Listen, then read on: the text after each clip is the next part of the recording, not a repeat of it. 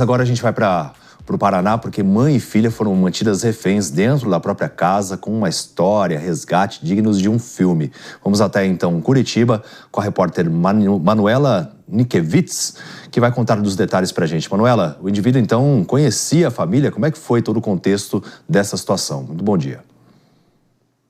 Isso mesmo, David. Esse criminoso era casado com uma prima de uma das mulheres que foi feita refém dentro da sua própria casa. Muito bom dia para você, para todo mundo que nos acompanha aqui no Morning Show. Para a gente entender melhor exatamente como tudo isso aconteceu e por que ele teve acesso tão fácil a essa residência, ele foi inquilino dessas mulheres também lá em 2023, quando morou no apartamento durante 4 meses. E ele manteve a tag, aquele acesso eletrônico que dava, justamente o acesso à residência. Então ele esperou que elas saíssem de casa, entrou por lá, a gente tem até algumas imagens da câmera de segurança, acessou o elevador, ficou esperando que elas retornassem ao apartamento.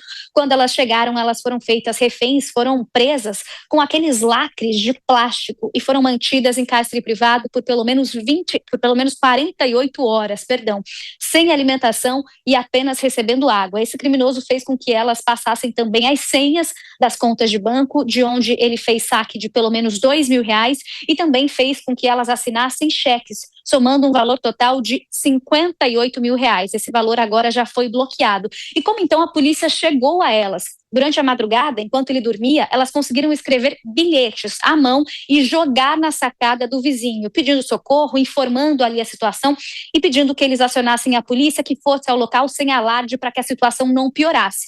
E foi justamente isso que aconteceu. Quando a polícia chegou lá, fez essa operação, ele até tentou fugir justamente pela sacada também, mas a polícia prendeu ele e conseguiu esses R$2.000 que ainda estavam com o criminoso. A nossa equipe conversou com o delegado responsável por este caso, que explicou que o homem se justificou, se é que a gente pode até usar essa expressão, de que ele estava desesperado porque estava desempregado e por isso precisava de dinheiro. Vamos ouvir o que ele disse. No depoimento, quando ele foi interrogado aqui na delegacia, ele relatou que estava desesperado, sem dinheiro, uma vez que teria perdido o emprego. O interrogatório dele foi praticamente nesse sentido. Estava desesperado, perdeu o emprego e praticou tal conduta, mas ele não quis especificar o que ele faria com o dinheiro, o que ele faria com as vítimas após abandonadas ali do local.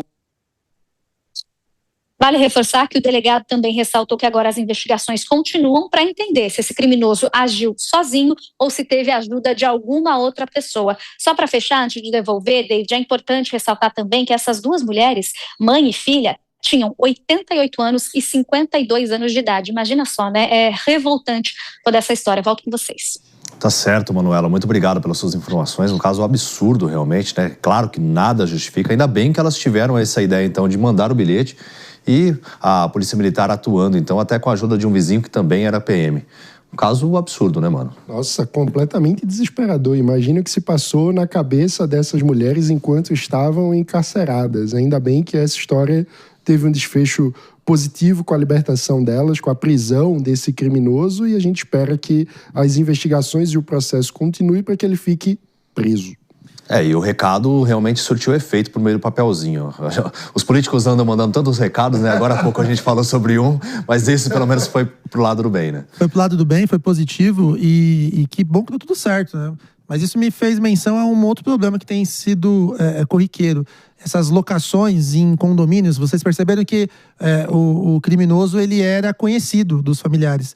E já é preocupante com conhecido. Imagina quando você mora em condomínio e no teu condomínio, inúmeros apartamentos, eles são frutos de locação de temporária, sabe? Aquelas locações de final de semana, aqueles Airbnb. Isso tem gerado, inclusive, a utilização desses dispositivos para adentrar ao condomínio de forma legítima e se aproveitar para cometer outros crimes em outras unidades. Então é importante a gente ficar muito atento com a segurança interna desses condomínios para evitar com que aconteçam, infelizmente, casos como esse que nós estamos vendo nas imagens, e se acontecer, espero que também dê tudo certo, que o criminoso seja preso. Tem que haver a troca também com frequência desses dispositivos, né? Das tags, chaves e tudo mais.